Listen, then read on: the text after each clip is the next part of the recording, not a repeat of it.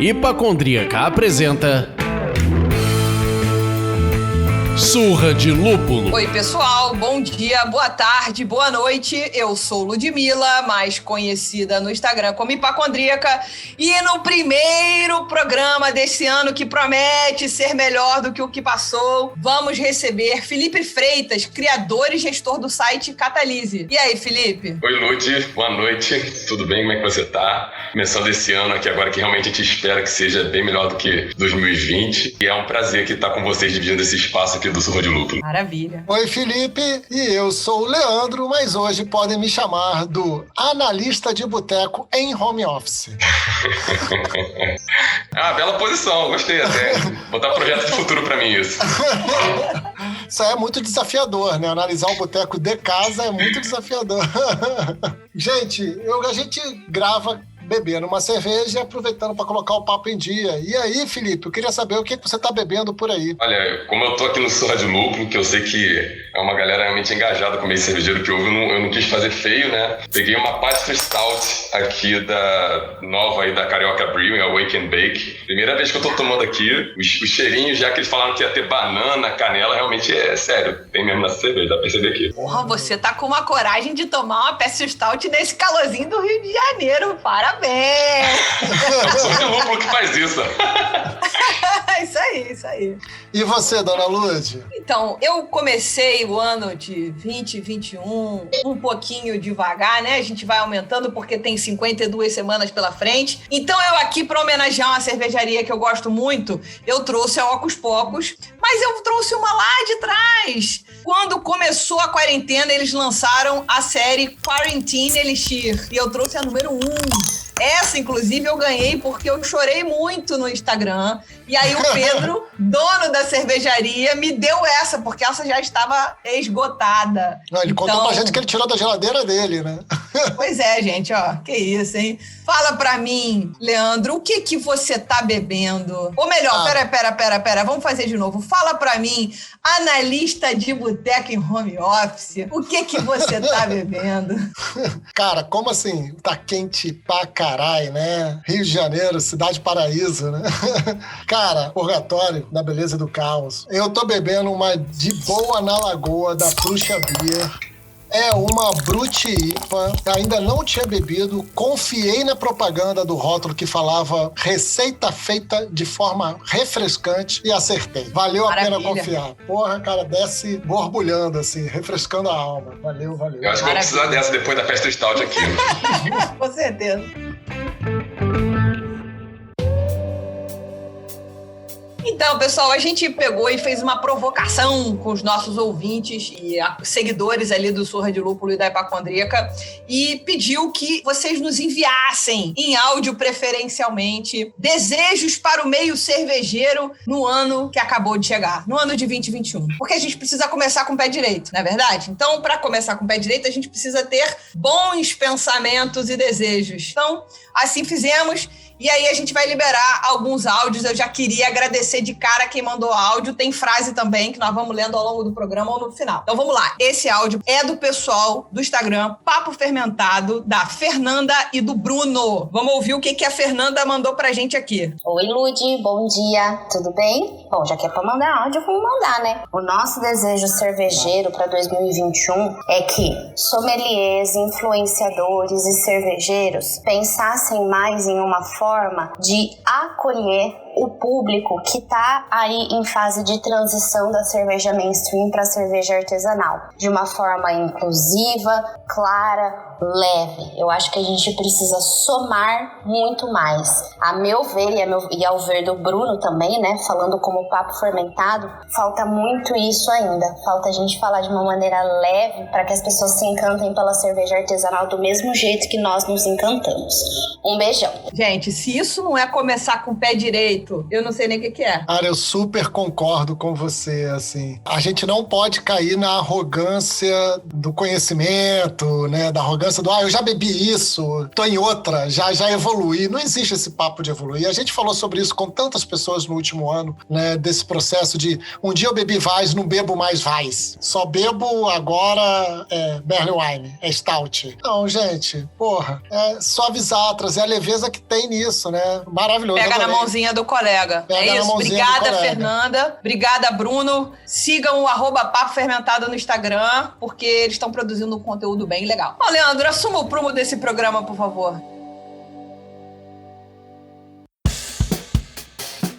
Queria saber rapidamente, ou nem tão rapidamente, do seu envolvimento com a cerveja. E nos conte aí qual é a dor que o Catalyse veio resolver nesse mercado muito louco. Muito legal. Minha história com a cerveja ela deu várias voltas ao longo da vida e acabou virando isso que eu tô fazendo agora, né? Que realmente o Catalyse veio com uma missão de solucionar uma dor que eu mesmo senti em um momento da minha vida cervejeira aqui, né? E o meu envolvimento foi crescendo muito gradativamente com cerveja. Eu trabalhei numa das grandes cervejarias do Brasil lá atrás, quando eu era muito novo, porque eu tenho uma história relacionada à química e eu era técnico de laboratório, então eu trabalhei, praticamente meu primeiro emprego, eu trabalhei como técnico de laboratório da Ambev há muito tempo atrás. E foi meu primeiro emprego, eu aprendi muita coisa, eu tive muito contato tecnicamente com cerveja naquela época. Eu era um péssimo bebedor, eu praticamente nem curtia tanta cerveja assim. Mas fiquei com a informação, né, de estar numa fábrica gigante, de ver o dia a dia, de realmente ralar bastante, porque trabalhar com bebida é muita relação para quem produz, para quem faz análise de controle de qualidade. E depois disso, fiquei só com essa informação na cabeça. Foi interessante que após isso, assim, bem gradativamente, e essa jornada, eu acho que até,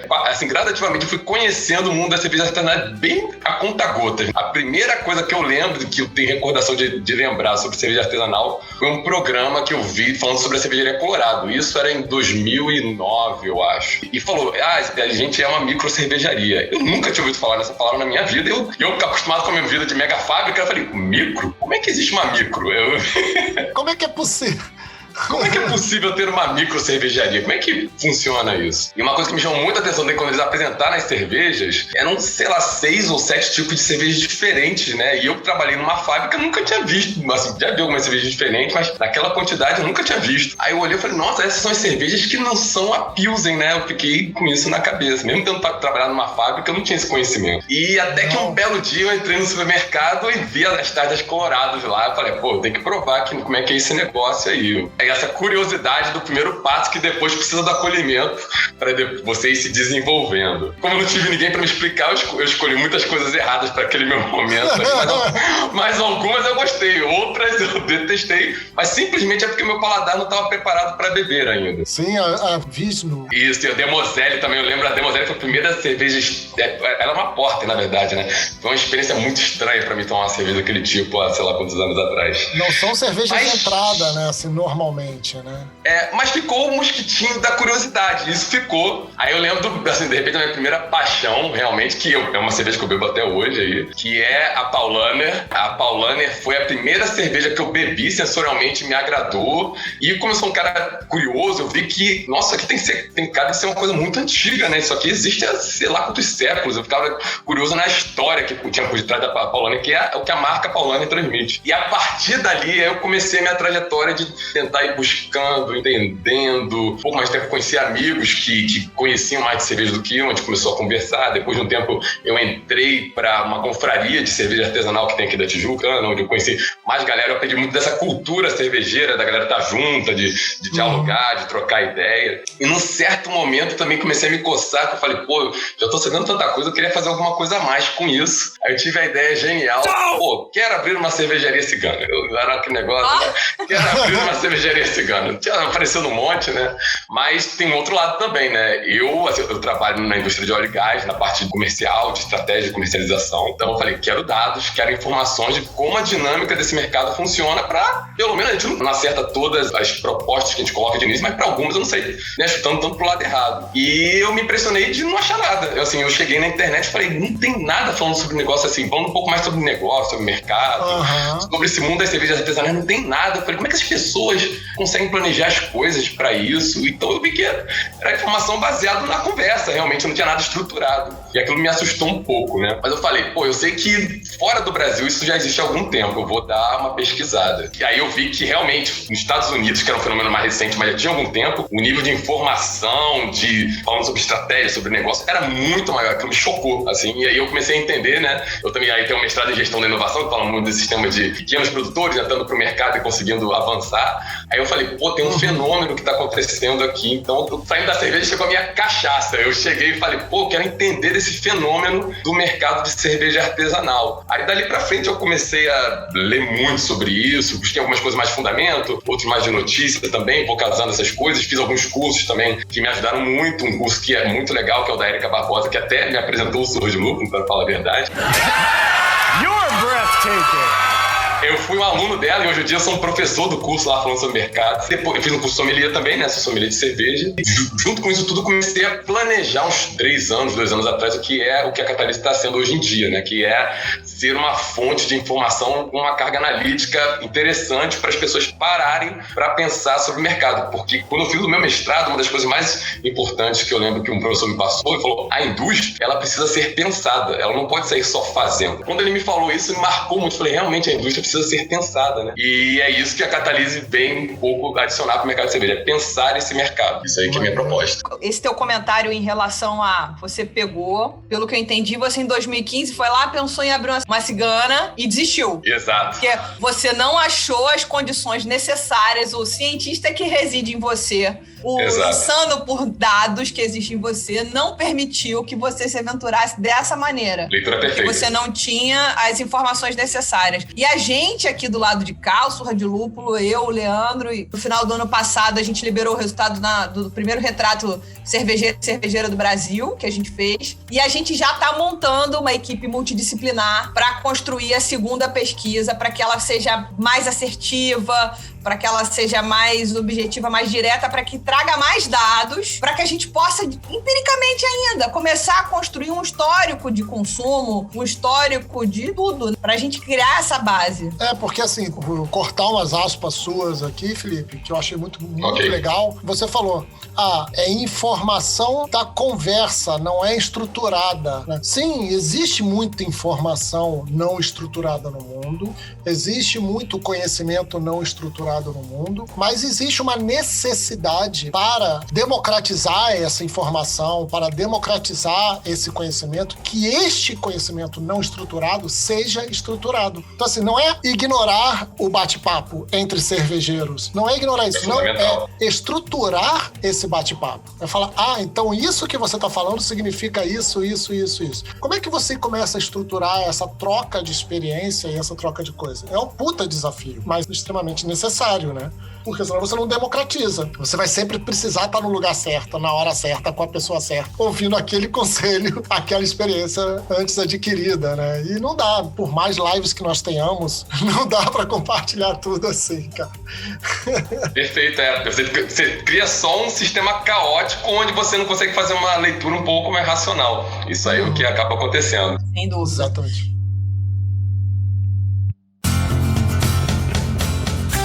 Pegando esse gancho, você falou um pouquinho da história do nosso mercado, quando você falou que em 2009 você viu um programa lá sobre a Colorado, aí depois você achou ela no supermercado e tal, coisa. Então, como é que o mercado da cerveja se tornou parecido com o que a gente tem hoje, assim? Só pra gente dar essa contextualizada geral nos ouvintes. Que isso é um pouco do fundamento. A cerveja artesanal mudou muita coisa, né, recentemente, uma fração do público só, e a gente tem uma dinâmica ali que conversa com o mercado de cerveja e, na verdade, conversa com o mercado de bebidas como um todo. Se a gente parar para falar sobre o mercado de cerveja, é uma bebida milenar, assim, a gente pegar a cerveja lá ancestral, uma bebida milenar que o homem vem aperfeiçoando aí há milênios, e o que a gente vê hoje vem muito do trabalho desses milhares de pessoas que foram aperfeiçoando essa bebida, e ela começou lá no Oriente Médio, África, tiveram povos que trabalharam cereais que resultaram em bebidas alcoólicas que a gente podia chamar de cerveja, e algumas já até com grau de sofisticação. Mas quando esse tipo de bebida chega na Europa, ali um pouco na Idade Média, ela começa começa a ganhar uma cara um pouco diferente em relação a algumas coisas. A Idade Média tinha muito aquela coisa da igreja, e a igreja era a detentora única do conhecimento, então não por acaso a gente vê muito dessa cerveja mais antiga europeia relacionada à religião, relacionada ao catolicismo, que seja lá da Europa, porque eles guardavam o conhecimento de como produzir aquela bebida, mas a história dentro da cerveja, dentro da Europa, ela começou a ganhar outras dinâmicas interessantes também, porque começaram a aparecer marcas. Isso é uma coisa que a gente tem até hoje, marca a gente tem até hoje de cerveja, né? Então, as marcas mais antigas, né, de cerveja que a gente tem até hoje estão na Alemanha, tem algumas na Inglaterra também. A Alemanha, se eu não estou enganado, tem até uma que vai estar quase fazendo 1000 anos. Mas a construção dessas marcas, esse diálogo, né, das pessoas, né, uma pessoa não precisa estar lá exatamente onde a Hofbrauhaus ela é produzida para conhecer ela, e ela tem uma cara. Como eu falei que a Paulaner tinha uma cara para mim, a cerveja começou a ter uma cara para as pessoas. E um pouco depois a cerveja ainda encontrou a Revolução Industrial, que aí veio realmente um capítulo totalmente à parte, porque como a cerveja produzida ganhou um nível de tecnologia, de sofisticação que anteriormente ela não tinha. Então, dentro do que se construiu na Europa, é muito importante a gente perceber, porque ali meio que se fundamentou o que a gente conhece de mercado de cerveja hoje em dia. Foi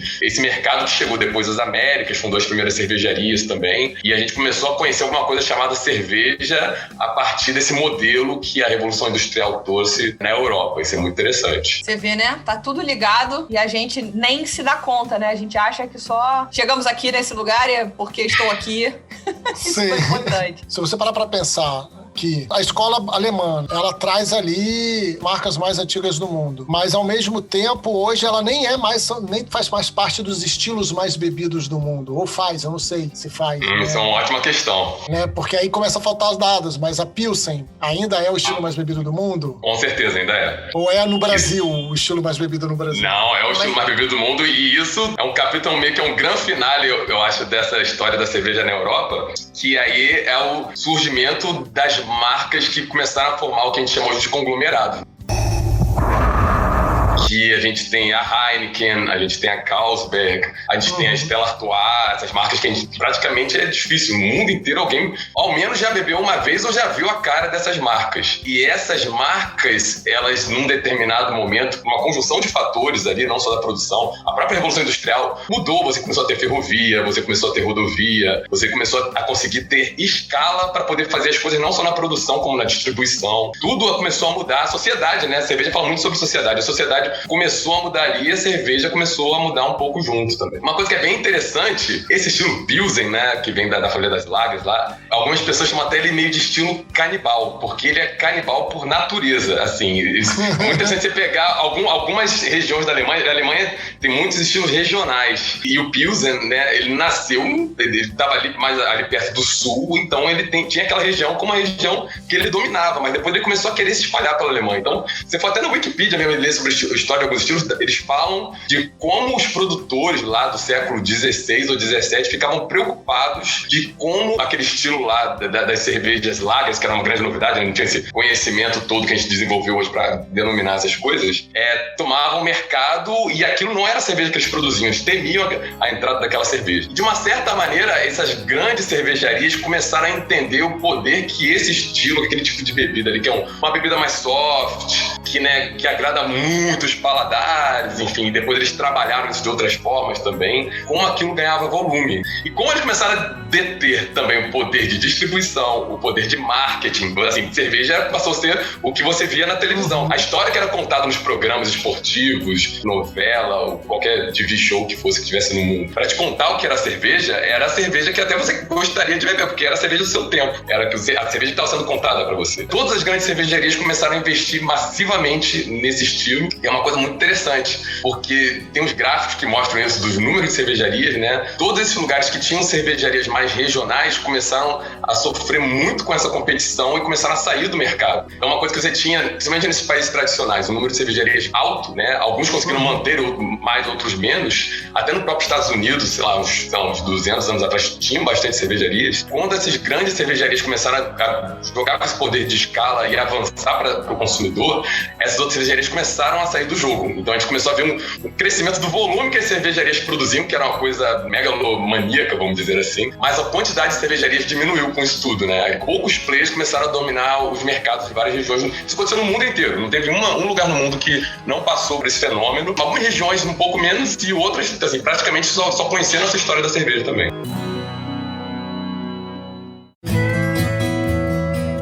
A gente falou de grandes marcas, a gente falou do domínio dessas grandes marcas, de como elas conquistaram a galáxia. E aí, como é que essa história de cerveja artesanal voltou ou começou? Porque, pelo que você falou, voltou. Isso é engraçado.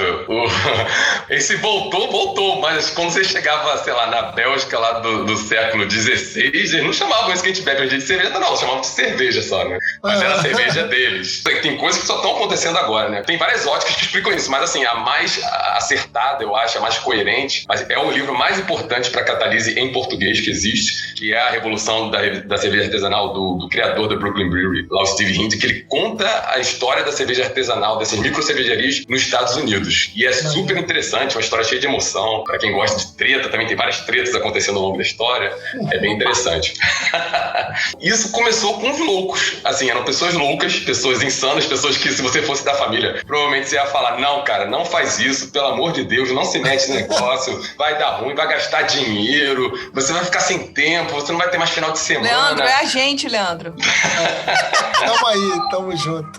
Essas eram as pessoas que lá no final dos anos 70, muito motivadas, aí tem uma série de fenômenos associados a isso, né? Do mesmo jeito que, por exemplo, a televisão facilitou muito a ascensão da cerveja de mainstream que a gente conhece hoje, porque as pessoas começaram a conhecer aquele tipo de cerveja. O movimento dos cervejeiros caseiros nos Estados Unidos começou a despertar um tipo de paixão pela produção de cerveja que os Estados Unidos não conhecia, que era uma coisa muito nova. Quando a produção de cerveja caseira ganhou legalidade e os cervejeiros caseiros começaram a aparecer, começou a se formar uma cultura cervejeira norte-americana ali, muito inspirada nas cervejas europeias, que era o que eles conheciam de coisa mais diferente, algumas pessoas. Só que tem um marco ali no final dos anos 70, que o número de cervejarias naquela época continuava diminuindo, né? Fechando.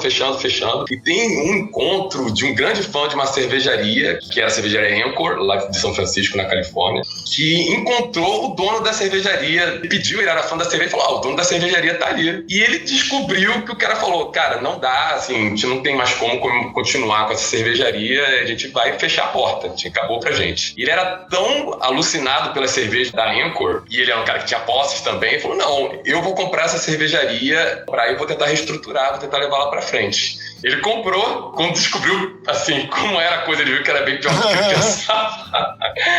Mas ele não desistiu. E junto com esse fenômeno que estava acontecendo dos primeiros fãs de cervejas diferentes, que naquela época também não era chamado de artesanal nos Estados Unidos, eles começaram a ver a Anchor como um ponto de inspiração. Aí já começam os outros capítulos, né? Esse cara inicial ali que começou tudo, e começam a ver o início de uma primeira fase de empreendedores, de cervejeiros comerciais, mais da cerveja artesanal nos Estados Unidos. E isso, brincando aqui, falando sobre Guerra das Estrelas Amigas, aquela coisa dos Ewoks se juntando, né? Eles começaram a conversar, querer saber sobre aquele tema. E uma grande cervejaria que nasceu ali logo no capítulo seguinte, vamos dizer, é a Sierra Nevada, que o Grossman lá, que é o dono da Sierra Nevada, ele sempre fala isso, ele, Anchor Brewing era uma inspiração pra mim, eu vi eles fazendo, acontecendo, e eu queria também ser uma coisa assim, só que também todo mundo chegava e descobria que era bem pior do que se imaginava. Isso aí não faço nenhum paralelo com as cervejeiras artesanais que a gente conhece no Brasil. Os cervejeiros que falam, é difícil, isso não é à toa. O livro comenta que levou 10 anos pra Anchor sair do vermelho. Pra Anchor falar, agora eu comecei a ganhar dinheiro, assim. Era um cara que tinha capacidade de manter isso, mas é meio que eu conto que ele tomou o risco mundial da cerveja artesanal. A cerveja artesanal meio que do mundo inteiro se liga nele de alguma maneira, assim, né? Porque, mesmo que você não se ligue diretamente na Anchor, se liga num cara que falou, a minha cervejaria que eu conheci foi por causa da Sierra Nevada. Então, é incrível ver como isso foi se espalhando pelo mundo de muitas formas indiretas, mas o marco de início desses loucos, né, das pessoas da família que falam, cara, não se mete nisso, foi na cerveja artesanal americana. Isso aí é fato, é o que é mais parecido com o que a gente vive agora no mundo, né? Isso aí é muito interessante. Então, eu queria pontuar duas coisas que você falou, lá ainda buscando a pergunta anterior, trazendo uma conexão para essa, quando você fala que em algum momento, com a ascensão das cervejas Pilsen, outras cervejarias foram sendo comidas, canibalizadas por ela, e aí a gente também percebe o crescimento desses grandes conglomerados de cerveja e que detém a distribuição e tudo mais. Era um movimento de expansão. Agora a gente está vivendo, ou tentando viver, aquele momento de... Ainda tem esses conglomerados que dominam a distribuição, que blá, blá, blá, mas agora vem numa contramão por conta dessa história de cerveja artesanal, entre aspas, e especial, entre aspas, porque todo mundo é fabril, mas com esse conceito do beba menos, beba melhor, do beba local, ou seja, vamos fazer um marketing positivo para bebe aqui na tua região. Cerveja fresca. Cerveja fresca. E ao mesmo tempo a gente se depara no mercado brasileiro, enfim, eu adoro provar cervejas de outros estados, mas teoricamente eu estou nadando contra a maré. Eu deveria estar bebendo apenas as cariocas, né? De preferências aqui. É um pêndulo, digamos assim, né? Em algum momento vai ter essa distribuidora, esse conglomerado e tudo mais, e depois tenta voltar pro pequeno, pelo menos para que o pequeno possa se estruturar e daí crescer, e aí tem o tal do beba melhor, enfim. Imagino que essa é quase uma... Não gosto dessa palavra atualmente, mas é quase um patriotismo da cerveja, né? Vamos beber. Isso é super interessante, Lud, né? Porque o sucesso da cerveja artesanal traz muita dificuldade para a cerveja artesanal também, ao mesmo tempo. É um paradoxo isso. Por quê? O que aconteceu?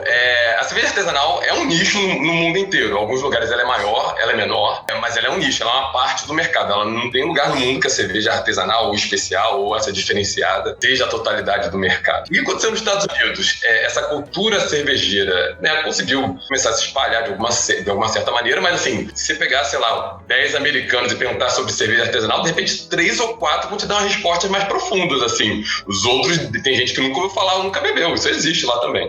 Mas esse movimento começou a crescer. Isso começou a chamar a atenção, né? Passou anos 80, começou a subir um pouco, né? Aquela coisa que os Estados Unidos tinha menos de 10 cervejarias no final dos anos 70, depois já chegou a 1000, depois... Aí veio uma fase que o pessoal começa a entrar muita gente que tá querendo só se aproveitar, mas que não entende muito de cerveja, nem sabe o que tá acontecendo, mas pô, isso aí tá dando dinheiro. Aí começou a subir, aí deu uma estagnada também, a subida não foi linear, né? Dá uma estagnada, volta e depois volta a subir de novo. E o que é mais engraçado dessa coisa da cerveja artesanal dos Estados Unidos? Tiveram já muitas fases, assim, as cervejarias se inspiraram na Sierra Nevada, mas nem toda cervejaria artesanal nos Estados Unidos agora é igual à Sierra Nevada. Começaram a vir outras gerações que começaram a inovar, não só no líquido, na bebida, mas na maneira que a cerveja chega até você. Isso que é a coisa mais fantástica do mercado americano, né? Você pegar, é o que eles chamam também de ocasiões de consumo, né? A cerveja começou a ganhar muitas ocasiões de consumo que antes ela não era utilizada. Cerveja onde é presente, cerveja você vai para uma roda de amigos para beber cervejas diferentes que você só vai beber uma vez, de repente não vai beber mais. Não, antigamente cerveja, tipo, eu tenho essa marca aqui, vou comprar 3 caixas dessa marca, vou levar para casa e vou ficar uns dias bebendo. O mercado da cerveja mudou totalmente. E a cerveja artesanal, esses pequenos produtores, começou a ganhar espaço. Aí tem duas coisas, né? As grandes cervejarias começaram a ver que aquilo era um movimento meio que incontrolável e de crescimento contínuo, que no começo, quando não tinha um percentual do mercado que não fazia diferença, assim, ele de repente nem sabia o que estava acontecendo, assim. Mas quando eles começaram a perceber um percentual do mercado migrando para um produto que era muito diferente do que eles produziam, cresceu a antena, né? Eles falam, caramba, a gente tem que se, como se fala na linguagem do marketing, tem que se posicionar em relação a isso. Sim. Aí tem várias histórias, né, de marcas que eles tentaram criar, algumas deram certo, outras não deram certo, mas a maioria não deu certo. E o que eles viram que funcionava? O que funciona é a aquisição. Essas microcervejarias servem de um laboratório de coisas que dão certo ou não, e quando tem um tamanho interessante, e quando é interessante para uma grande cervejaria comprar, eles fazem proposta para comprar essas cervejarias. I'm gonna make him an offer he can't refuse. E algumas grandes cervejarias dos Estados Unidos não existem aqui no Brasil. Todas elas têm algumas pequenas cervejarias dentro, né, do seu portfólio, dentro do seu coletivo, que eles chamam às vezes lá de cervejarias. E o destaque realmente é a Bembev, que é a dona da Bev aqui no Brasil. Lá nos Estados Unidos tem 11 cervejarias. Falando dos micros, né, que aqui a gente está também falando dos micros. Uma das coisas mais legais da cerveja artesanal norte-americana foi possibilitar o surgimento de produtores muito pequenos, que é aquele cara que de repente está na esquina da sua rua, só vende ali e tipo a galera do bairro conhece e que muitas vezes tem uma cerveja muito boa. boa. Uma brincadeira, né? Imagina um primo seu que mora, de repente, numa cidade distante e fala, pô, Ludmilla, um dia você vai visitar ele lá, pô, você gosta de cerveja, né? Eu gosto. Pô, abriu uma cervejariazinha aqui que parece um bar aqui, eu nunca fui lá. Vamos lá? Vamos. E você descobre que tem um tap room, brew pub naquela cidadezinha pequena. Isso começou a acontecer nos Estados Unidos, assim, né? E é muito interessante porque hoje em dia os Estados Unidos têm 8.500 cervejarias. Se não me falha a memória, é o lugar do mundo com mais cervejarias do país. Mas até antes da pandemia, uns 70% dessas cervejarias eram cervejarias de venda direta no balcão. Você só faz ali e vende ali um volume que pro mercado total, assim, não faz a menor diferença, mas para aquele bairro ali, é a cervejaria daquele bairro, assim. E isso é uma coisa que, antes dessa revolução da cerveja americana, era impensável, assim, a não ser desses países de tradição europeia, que tem uns negócios assim, mas que o negócio tem 500 anos que tá lá, assim, né? É totalmente diferente. No mundo contemporâneo, essa cara contemporânea que os Estados Unidos soube fazer em relação a isso, e as dinâmicas também, provavelmente, assim, quando a gente tava falando lá do Egito Antigo, lá do início da cerveja, não tinha nenhuma hipacondríaca no Egito Antigo. Mas os Estados Unidos devem ter algumas hipacondríacas lá, porque esse mercado, nessa inovação de produto e tudo mais, eles conseguiram trazer esse mundo novo da cerveja também. Caralho.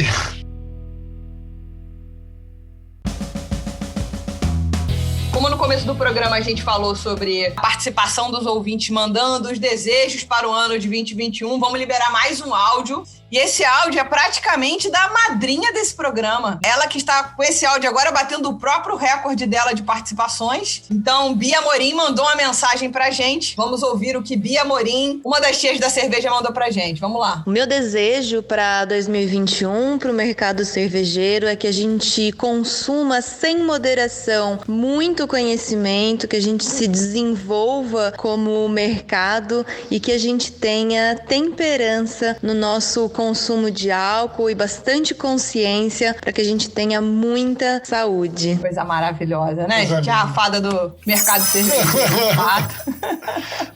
Mas, cara, que festival de gancho foi esse, Felipe? Pelo amor de Deus, como manter-se na pauta depois desse papo, cara? Puta que pariu. Mercado de cerveja é mega interessante. Em primeiro lugar, eu pensei no Paradoxis Lupulis, que vem lá do nosso grande filósofo Antônio Carlos Bernardes Gomes, também conhecido como Mussum, né? O Paradoxis Lupulis, que fala disso, dessa parada do mercado cervejeiro crescer, ser um problema para que o mercado cervejeiro possa crescer, o cervejeiro artesanal. E aí, para me dar uma guia, por favor, você comentou muito da questão do domínio das grandes produtoras na parte da distribuição. Mas existe uma ponta que afeta demais o consumidor final, que é o preço. E as grandes produtoras e as grandes fábricas dominam também muito a aquisição de insumos. Perfeito. Né? E aí, como o mercado cervejeiro artesanal pode ser mais acessível, quando nessa balança, a hora que uma grande produtora vai comprar lúpulo, ela compra praticamente toda a produção de lúpulo que existe naquela região. E aí você que não é um possível comprador daquilo, você daquela região, você vai ter que comprar importando, pagando outro preço e tudo mais. É um puta desafio. E isso dá o gancho da outra coisa que você... Que é o seguinte, faz sentido o que você falou das cervejarias artesanais, né, dos pequenos produtores dos Estados Unidos começarem a pensar não só no líquido, mas também na maneira que o consumidor acessa a bebida e consome a bebida, porque passa a virar tática de guerrilha para garantir a entrega. Então, a experiência passa a ter outro valor. É isso. Exatamente. Eu tô delirando demais, conectando 10 mil assuntos de uma maneira muito... Perfeito, não. Você deu 10 mil ganchos que dá 20 mil respostas aqui. Então, o que acontece? Realmente, o cerne da cerveja artesanal é isso. É o cara que produz com a conexão dele com a bebida e os consumidores que conectam com aquela bebida. Esse motor aí começa a se espalhar para muitos lados. Eu falei das grandes cervejarias que começaram a se interessar também de entrar de alguma maneira nesse mercado, mas os fabricantes de equipamento também começaram a se interessar, porque antes eles só produziam equipamento para gigantes também. Então eu falo, pô, já tem muitos desses caras aí para comprar coisas nossas, então vale a pena a gente produzir. A coisa do lúpulo, então, é mega interessante, porque a quantidade de lúpulo usada no mundo, isso é registrado, num certo momento ali, acho que foi pelos anos 80, começou até a cair, porque as grandes cervejarias não estavam usando tanto lúpulo assim, e essa coisa coisa da ascensão da cerveja artesanal, que começou nos Estados Unidos e depois começou a se espalhar pelo mundo também, começou a aumentar tanto a quantidade de utilização de lúpulo quanto variedade também. Então, você começou a criar um mercado de lúpulos especiais, que não existia antes da cerveja artesanal. Assim, ninguém se prepara de ficar produzindo lúpulo novo, como é que vai ser esse lúpulo aqui com aroma diferente, com sabor diferente, porque não tinha um mercado para consumir aquilo. Então, aquele cerne ali de inovação, de trazer bebidas diferenciadas, de mostrar criatividade. No fundo, é mostrar a criatividade do ser humano. A cerveja artesanal também é culinária, se a gente pensar de um certo jeito, assim, né? Pô, a gente tem uma culinária super diversa aqui no Brasil, sei lá, na Índia, né? As pessoas chegam lá e fazem pratos que tem a cara da região, produtos da região. A cerveja, ao longo dessa história milenar, ela foi ganhando isso. Teve um período ali de um certo hiato, mas assim, lógico, não terminou totalmente, que foi quando os grandes grupos começaram a tomar mais força e eles, né, deram um pause nisso. E a coisa dos Estados Unidos é muito interessante, é que como assim, começou um novo capítulo dessa história da diversidade de cerveja de novo, né? A gente faz com uma cara totalmente contemporânea.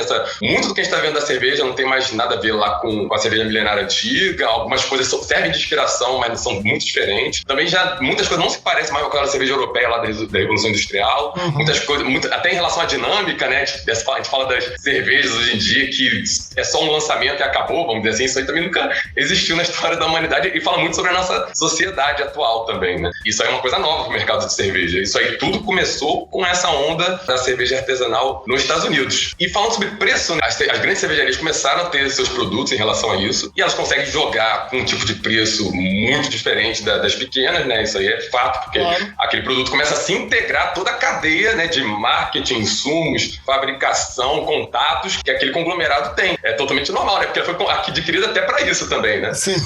Mas uma coisa interessante também nos Estados Unidos é que algumas dessas cervejarias artesanais que estão dentro da Brewers Association, né, não são a maioria, também se tornaram muito grandes, assim, num tamanho que aqui no Brasil a gente nem tem conhecimento ainda de cervejarias que a gente chama de artesanal, né? As 10 primeiras lá que saem no ranking da Brewers Association, tem a Samuel Adams lá, né, do Boston, a própria Serra Nevada, a New Belgium, a Brooklyn, são cervejarias bastante grandes, assim, ela tem um tamanho assim que ela não consegue chegar no preço desses conglomerados, mas elas têm um jogo de preço muito maior do que as pequenas também, que é aquela Nano lá que está produzindo na esquina de algum bairro ali. Mas o que acontece também, os Estados Unidos, né, essa coisa do empreendedorismo, de fortalecer a economia, começou a criar regras diferentes para essas cervejarias. Então você tem uma cervejaria de um tamanhozinho pequenininho assim, ó, as regras que a gente vai cobrar, porque a gente sabe que a sua operação é totalmente diferente dessa que tem esse tamanho aqui. Então, tributário, legalização, essa coisa, tudo começou a ficar diferenciado. Isso eu tô falando dos Estados Unidos como um todo, mas assim, os Estados Unidos é tão grande quanto o Brasil também, e isso é uma das grandes semelhanças do mercado americano pro brasileiro. Tem estados nos Estados Unidos também tem pouca cerveja artesanal ainda, assim, tem muita coisa para crescer com uma série de questões. Mas assim, de uma maneira já bastante relevante, a cerveja artesanal começou a virar uma coisa que as pessoas queriam estar próximas, assim, político, esporte, assim, tem cerveja artesanal nos Estados Unidos que patrocina o time da NBA, assim, uma coisa que é uma coisa impensável a gente pegar um grande clube de algum esporte brasileiro, porque a gente não tem ainda esse corpo, né, e a economia americana também é uma outra coisa, né, então assim, outras marcas de outros mercados querem estar próximos da cerveja artesanal, que é essa coisa da inovação, da criatividade, do produto que tem valor, das pessoas que começaram pela paixão. Então, assim, essa marca ficou. Isso aí é muito presente, e tanto que as grandes cervejarias também querem trazer isso pro meio delas também, é isso que eles querem comunicar, né? E o mais louco disso também, quando a gente fala de cerveja artesanal, o que a gente chama, né, de cerveja artesanal, a gente começou a ter cervejarias artesanais internacionais, assim, algumas que nem pertencem aos grandes grupos, assim. A Brooklyn é um caso desse também. A própria Stone dos Estados Unidos teve alguns casos de insucesso, mas ela tem outros lugares no mundo onde ela atinge. Então é aquela coisa, né? A cerveja artesanal fez tanto sucesso que ela virou um problema pra pequenininha cerveja artesanal também, porque começaram a aparecer caras que, de uma certa maneira, é bom também, porque esses elementos conseguem chegar muitas vezes em certos campos que as pequenininhas não conseguem, né? E é um primeiro contato para muitas pessoas, né? Então, assim, essa dinâmica fica. Isso aí não tem mais volta, não. Vai ter os grandes da cerveja artesanal, muito pequenos, e todo mundo vai ter que conversar. Voltamos aos paradoxos do lúpulis, né?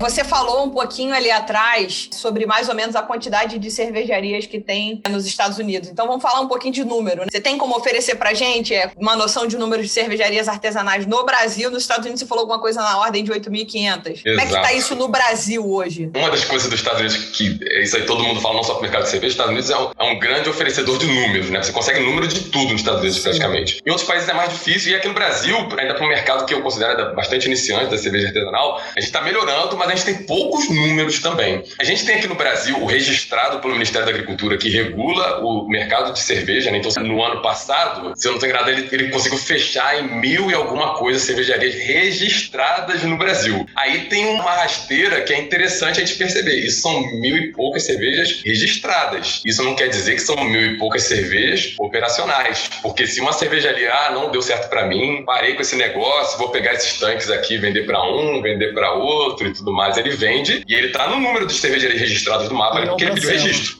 Não cancela. O que é legal do mercado americano, quando eu falo de 8.500 e pouca, antes da pandemia lá, é que eles medem as cervejarias que estão em operação. Existem 8.500 cervejarias em operação, tanto que eles têm uma medida de quantas nasceram e quantas morreram naquele ano, porque uma coisa que é muito natural do mercado de cerveja artesanal, porque muitos são pequeniníssimos negócios, às vezes problemas pequenos, sei lá, uma cervejaria que era um marido e mulher, né, e tava aí, aquele negócio era deles, tiveram um problema conjugal, querem se separar e o negócio não tinha como continuar. A cervejaria acaba. Assim, não tem ninguém para tocar aquilo, não é uma corporação que tá por detrás tocando aquilo. Então, cervejarias artesanais, micro cervejarias, né, morrem. Então, elas morrem, mas muitas nascem. E há muito tempo já, esse delta entre quantos nascem e quantos morrem nos Estados Unidos é sempre positivo. Assim, tem sempre mais cervejaria entrando do que saindo, mesmo que nos últimos anos essa taxa tem diminuído também. Assim, a gente tá falando que o mercado de cerveja artesanal nos Estados Unidos tá chegando numa maturidade, assim, não dá para você ficar crescendo acelerado o resto da sua vida. Isso não existe, assim, né? Você tem que começar a desenvolver outras estratégias, que é o quê? A gente tem que chegar no público que a gente ainda não falou, que nunca, assim, né? Tem uma certa galera que esse discurso que a gente tinha chegava fácil, e tem uma galera também que esse discurso que a gente faz não chega tão fácil. Então é muito interessante, a própria Brewers Association hoje em dia está investindo muito no diálogo sobre diversidade. Tem que falar sobre diversidade de estilos de vida, de orientação sexual, de estilos de etnias que tem nos Estados Unidos, que de repente a cerveja artesanal não começava tão fácil. E simplesmente por quê? Primeiro que a gente tende a caminhar para um mundo mais civilizado, eu acho que é o desejo de todo mundo. E no segundo capítulo também que a gente está falando de negócio, que eles veem que eles perdem dinheiro com isso. Que se eles não chegarem nessas pessoas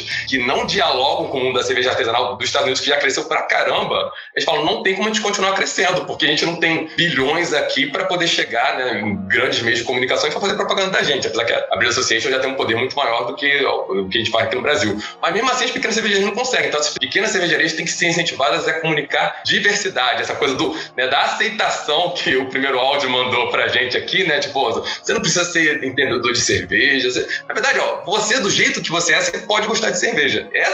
Esse é o grande recado, assim, pra você crescer o mercado. Isso aí que é mais interessante. Eu acho que no final o que fica de recado é que crescer em número de cervejaria não bastará se você não aumentar a sua base de consumidor de verdade. Sim. Então, o delta é positivo lá nos Estados Unidos, como você falou. Eles têm a noção de quem abre e quem fecha, diferente aqui no Brasil, porque às vezes uma cervejaria fecha e ela continua computada lá no mapa porque vendeu alguma coisa e tal. Mas assim, a gente vai bater no dilema natural. Se não tiver quem comprar, não adianta ficar abrindo cervejaria nova.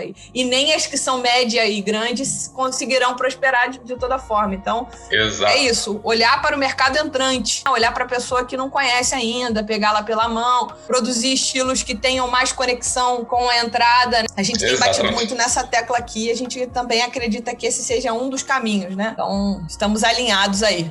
E tem um outro ponto que foi um gancho que ele levantou lá atrás, eu vou puxar de volta agora porque ele trabalhou de novo esse gancho, que é o seguinte, você falou bastante ali lá atrás da experiência do consumo e tudo mais, e agora nós estamos falando de aumentar essa base de consumidores, né? De apresentar a cerveja artesanal para mais pessoas. Só que não adianta apresentar para mais pessoas e perder as que você tinha anteriormente. Porque, assim, quem você tem anteriormente, se parar para pensar, se a gente fizer aquele exercício lá, o bom e velho Golden Circle, que fala o porquê você faz uma coisa e não o que você faz. E a gente fizer isso, olhando para o consumidor de cerveja artesanal, o consumidor de cerveja artesanal, o que motiva ele, no geral, eu tô dando aqui um pitaco sem dados, mas um pitaco olhando aqui, uma antropologia suave, que é olhando para mim, eu gosto de experimentar coisas novas. E neste momento, para falar a verdade, nos últimos 17 anos eu gosto de experimentar cerveja, mas se alguém conseguir me apresentar bem café, vinho, gin, eu posso migrar de mercado. E a gente já tem visto esse movimento acontecendo em algumas pessoas, né? Outra coisa, então você vai lá e fala, putz, beleza, cerveja já chegou ali numa fórmula de Neipa, que todo mundo bebe Neipa, tem Neipa pra caralho, não sei o que tal, parará. Eu, como motivação pessoal de consumidor artesanal, começo a buscar uma outra coisa que desperte essa curiosidade do meu paladar. Então,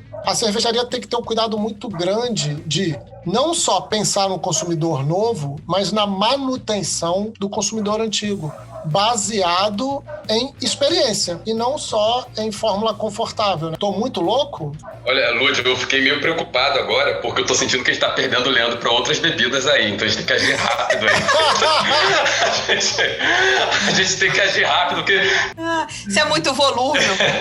Isso é uma coisa muito interessante, né? Aí, do ponto de vista pessoal, quando você começa a se interessar por cerveja artesanal, é um grande educador do paladar. Isso que você tá falando que aconteceu com você, aconteceu comigo também. Assim, no mundo das bebidas como um todo, chá, café, destilados, eu comecei a beber coisas que antes eu não bebia. Isso aí é fato. Assim, eu comecei a me interessar por coisas que não aconteciam. Voltando ao mercado americano, lá que é o nosso módulo de análise, posteriormente, por alguns fatos ligados à cerveja artesanal até não, outros mercados de bebida começaram uma trilha de inovação. Hoje em dia a gente tem algumas coisas que estão começando até agora a chegar mais forte no Brasil, que não existiam antes, né? E isso é uma coisa meio internacional também, né? Tanto as bebidas saudáveis, quanto também bebidas alcoólicas que têm um perfil de aroma, de sabor, que tem uma comunicação um pouquinho mais contemporânea. Isso está acontecendo lá também. E eu falo com certeza que mais um paradoxo da cerveja artesanal. A cerveja artesanal ter crescido e mostrar que pequenos fabricantes conseguem engajar uma parte do mercado, né? Conseguem ganhar consumidores, a galera de outras bebidas começou a enxergar isso também. E falaram, pô, eu faço, sei lá, um cold brew, eu faço um outro tipo de bebida aqui, se esses caras da cerveja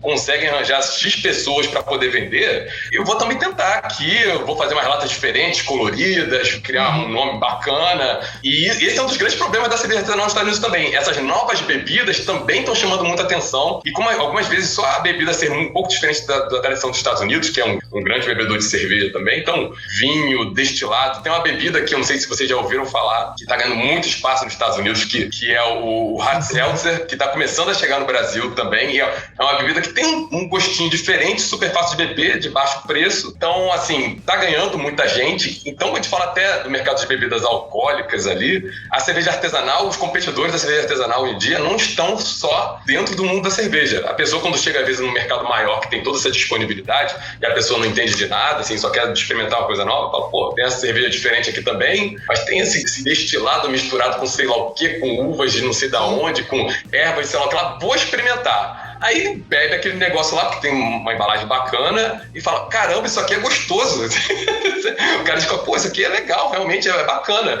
E ali você já conquista um consumidor para aquele tipo de diálogo ali também. E isso demorou, vamos dizer, 30 anos para acontecer nos Estados Unidos lá, sei lá, nos últimos 5 a 10 anos. Isso começou a acontecer mais fortemente, dessa disponibilidade de outras bebidas. Mas como a gente está no mundo de hoje, isso vai acontecer no Brasil muito mais rápido, assim.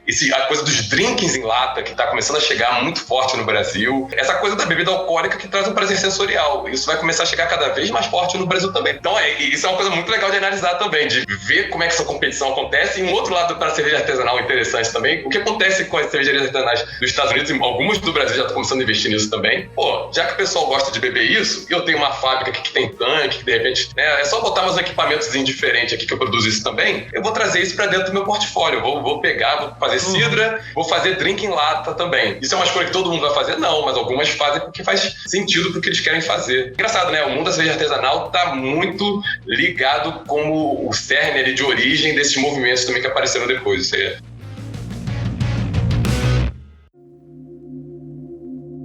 Aproveitando aqui esse papo que é rico, cheio de informação, cheio de dado, coisa que eu particularmente gosto muito, já antecipa pra gente, então, nesse começo de ano, nesse primeiro programa, pra gente ir caminhando para o final do primeiro programa de 2021. Conta pra gente quais são os planos do Catalyse agora pra 2021. Eita, tadã! Uma coisa que vai acontecer em 2021. O Catalyse, ele vai deixar de ser só um site. Ele não vai, assim, quando as pessoas pensarem em Catalyse, o meu objetivo, pelo menos, espero que todo mundo compre a minha ideia, nem todo mundo vai pensar só mais no site. A gente vai ganhar outros formatos de tudo isso que a gente está falando aqui hoje, conversar um pouco mais com as pessoas. Esse aí é, que é o meu grande objetivo. 2020 foi um ano importante, né? Foi um ano, como para todo mundo foi meio difícil para mim também, por uma série de motivos, mas foi muito importante pro Catalyse, porque eu tive muita confirmação das coisas que eu tenho feito, assim. O Catalyse vai ganhar conteúdos bastante diferenciados, áudio e vídeo, o formato formato do site também, eu quero mudar algumas coisas que estão acontecendo lá também, para as pessoas poderem acessar, de repente, dados, informações de um jeito que seja mais atrativo, né? Porque eu sei que nem todo mundo é um mega profissional de algum lugar, que de repente está muito acostumado a falar sobre isso, mas quer saber sobre aquele assunto, e é importante eu ter essa pessoa também comigo, ali dialogando sobre o mercado de cerveja, e eu quero ir transformando, a Catalyst adaptar também para esse novo mundo que está vindo, né? Então é o único jeito dessa coisa dar certo, e o que eu posso contar para vocês por enquanto é isso. E aproveitando, né, assim, dando uma coisa mais concreta, né, a gente tem agora o Catanizo Conexões, que vai conectar, né, pessoas de diferentes lugares do Brasil e quem sabe do mundo também, para falar, para a gente ter esse papo aqui sobre o mercado de cerveja que a gente está tendo, porque, assim, do mesmo jeito que provavelmente eu estou trazendo conteúdo para vocês, só o jeito do interesse que se manifesta de vocês, para mim, já me ensina muita coisa, assim, de como as pessoas reagem, as coisas que vocês me trazem também do conhecimento de vocês. Então, quando a gente fala de mercado, não tem ninguém que conheça o mercado 100%. O mercado é formado por incertezas. Não tem... Isso é a coisa mais certa que existe, assim, mercado é formado por incertezas. Então, a gente tem que trazer pessoas para trocarem ideias, trocarem experiências, para reduzir um pouco essas incertezas e botar a gente num caminho que seja mais interessante. E para isso, muitas vezes, a gente tem que chamar pessoas até que a especialidade da pessoa não é o conhecimento sobre cerveja, mas, de repente, ela gosta de cerveja, mas ela vai trazer algum tipo de conhecimento que é fundamental para o mercado andar para frente. E eu vejo que vocês fazem muito isso aqui no Surra de Lúpulo, uma coisa mega interessante, que, aliás, vou falar que eu sou um cara que já completei o álbum de figurinhas de Surra de Lúpulo já lá atrás, assim. Thank you. As grandes companhias digitais que eu tinha no ano de 2020 aqui, eu já... fazendo abdominal, já vi Surra de Lúpulo, trabalhando, lavando louça, cozinhando, já vi em várias modalidades diferentes. Então, isso aí é muito legal, trazer as pessoas para trazerem ideias que agreguem, né, pra gente ajudar, né, a conectar o mundo da cerveja com o mundo. Isso aí, quando a gente fala de mercado, a realidade é essa, a gente tem um mundo ali, pessoas que entendem de cerveja ou não. Como é que a gente conecta essas pessoas aqui, né, na ponta final, com o mundo da cerveja que a gente já conhece? Assim, os caminhos não serão desenhados só pelos cervejeiros, isso aí eu posso assegurar com 100% de chances aqui de acertar. Esses caminhos são construídos por muitos outros profissionais de entendimentos e conhecimentos diferentes também, porque cerveja é cultura, cerveja não é só uma bebida. Então, entender e transmitir isso para as pessoas, para que, de repente, numa primeira fase isso não é tão claro, mas é muito claro realmente de que o mercado, para o mercado andar, ele tem que se comunicar com esse público. Isso não vai acontecer só a partir de você falando de cerveja, não. Isso vai acontecer a partir de falar de vários assuntos, e é isso que eu quero que a Catalyst, né, daqui para frente, ela continue falando e comunicando com as pessoas. Irado. Muito legal. Esse papo foi muito importante pra gente passar limpo o ano de 2020 e pra rascunhar o ano de 2021, né? Porque a gente se planeja, estabelece meta, a gente aqui também adora uma meta, pra poder almejar e correr atrás dessa meta pra batê-la. E eu acho que todo mundo que tem algum negócio, seja cervejeiro ou não, deveria estar fazendo essa análise, como é que foi o ano passado e como será esse novo que acabou de chegar. Então, eu vou trazer mais um áudio de mais um ouvinte que participou com a gente. Então, por favor, quando eu chamar vocês para mandarem áudio para mim, me mandem, porque eu faço questão de colocá-los aqui no nosso programa. Esse áudio é do Rodrigo Reis e esse é o desejo dele para 2021, ele que é um cervejeiro caseiro. Vamos ouvir o Rodrigo Reis. Oi, Luiz. Aqui é o Rodrigo Reis, de São Paulo. Sou cervejeiro caseiro, delmeleiro, sommelier. Qualquer coisa que tiver fermento aí, a gente tá brincando. Meu desejo para 2021 é que os insumos deem uma reduzida de preço, porque tá muito alto, tá muito caro e a gente vai ser difícil 2021 com esses preços de insumo. É isso. Espero que consigamos aí dar uma reduzida nesses preços. Abração. É isso, né, gente? Eu acho que essa é uma reclamação de 10 em cada 10. Então, realmente a gente tá passando, como somos governados pelo dólar, a gente passa por esse aperto interno. Falamos um pouco sobre produção de insumos no ano passado aqui internamente. Vamos explorar muito mais esse tema ainda, porque eu acho que tem muita coisa a falar sobre isso. Leandro, você quer falar mais alguma coisa? Porque no final eu ainda vou ler algumas mensagens que a pessoa ficou com vergonha de mandar áudio. Coisas da sincronicidade. O que foi? Nós tivemos 3 mensagens de áudio que a gente publicou aqui. Uma falando sobre como receber e dialogar. Uma falando sobre diálogo, como a gente lidar com os novos bebedores. A outra falando sobre conhecimento, sobre a gente não ter moderação em buscar aprender, em crescer. E a outra falando sobre pragmatismo extremo, preço. Rapaz, para os nossos ouvintes, se a gente pegar esses 3 áudios, a gente gente fecha um programa e entrega, entendeu? Participação especial dos ouvintes, surra de lúpulo especial. A gente finge que a gente faz uma pergunta, aí a gente coloca os áudios e acabou, tá entregue. Parabéns, galera. Muito obrigado. Exato. Felipe, você quer dar um recadinho ainda pra galera? Gente, queria, na verdade, agradecer aqui. Foi um prazer gigantesco estar no Surra de Lúpulo aqui, que vocês... Hoje foi a primeira vez que eu troquei ideias com vocês diretamente, mas vocês não sabem, vocês são amigos digitais que eu já tenho aqui em casa já. Vocês têm um tratamento totalmente especial aqui no meu dia a dia, que começou ano passado com a quarentena, e eu sou um fã de podcasts, assim, eu ouço podcast pra caramba. Eu acho que até a Catalise tem um pouco a ver com essa coisa de tanto podcast que eu ouço, eu quero misturar tudo e escrever de alguma forma, sobre vários temas ali que estão relacionados com aquilo. Então, assim, agradecer, foi um mega prazer estar aqui com vocês. E agradecer também pra todo mundo que acompanha tanto o Surra de Lúpulo, quanto também que já acompanha o meu trabalho, assim. E, assim, eu só faço isso porque tem a galera que acompanha e eu quero, né, atingir cada vez mais pessoas. Então, deixar esse grande abraço pra vocês e pro público aqui também. Arrasou, foi ótimo. Foi ótimo, muito obrigado, Felipe, adorei. Assim, se a gente sentar numa mesa de bar, eu acho que a gente vira uma noite falando. Acho que duas. Extremamente perigoso. E a gente tem que resolver isso. A gente vai fazer o maior conglomerado no Raoni um dia, hein? A gente vai sentar lá. Saudade do Raoni. Pô, a última visualização que eu tenho da Raoni mais próxima de mim foi exatamente do Surra de Lúpulo com o Raoni que eu vi aqui. Eu falei, meu Deus, que saudade de gastar dinheiro que eu não tenho no Raoni. Bom, então vamos lá ler as mensagens dos ouvintes, tá? O Wagner Serikawa mandou pelo perfil do Surra de Lúpulo que ele deseja que todo meio cervejeiro seja próspero pra gente poder beber mais barato. Então, gente, segue assim a mesma dica. As pessoas querem consumir a cerveja artesanal, mas, enfim, fica pesado, né? Fica pesado. A gente também teve a participação do Gabriel Gama, que eu brinco com ele, que é um grande amigo, que ele é o Schwarzenegger cervejeiro. O cara é forte pra dedéu. Son of a bitch. E ele, Leandro, é tipo você. Ele gosta de Barrel Aged. Ele queria que ela fosse um pouquinho mais barata. Eu também, Gabriel, eu também. A gente também tem mensagem aqui do Marcelo Renault, que ele quer mais lúpulo nacional. Eu também acho que a gente quer mais lúpulo nacional, né, galera? E tá a gente tudo vai... conectado. Exato. Mais lúpulo. Ele fala aqui de mais lúpulo nacional e mais maltes especiais também nacionais, né? Então vamos dar atenção pro insumo nacional. Falamos aqui do custo do insumo. Então a gente não pode esquecer desse detalhe. Vamos ver a próxima mensagem aqui. É do Oliver Brandão, que ele fala que a gente precisa fazer o quê? Aumentar os consumidores de cerveja artesanal. Você vê, a galera que segue a Hipacondríaca, a galera que ouve o Surra de Lúpulo tá absolutamente antenada no que o mercado precisa de verdade para crescer. O pessoal do Onde Comer e Beber Bem, eles falam que tá precisando segurar um pouco essa onda da febre da IPA. Olha logo eu lendo esta mensagem, mas eu vou dizer... O mundo dá voltas, não é mesmo? Parece que o jogo virou, não é mesmo? Eu vou dizer que eu nem acho que eles estão errados, tá? Eu acho que a gente tá precisando, como a mensagem da Bia disse, temperança, meus amigos, né? Nem tanto ao mar, nem tanto à terra. Deixei minha IPA aqui, mas façam outros estilos também, não é verdade? Então, gente, eu queria agradecer a participação de todo mundo. Foi muito legal. Felipe, muito obrigada pelo seu conhecimento compartilhado, porque eu acho que é isso que o Surra de Lúpulo é. Um monte de conhecimento compartilhado. Então, muito obrigada pela sua participação e vamos estrear o ano de 2021 com muita mensagem positiva para esse ano que vai chegar com a vacina, se Deus quiser.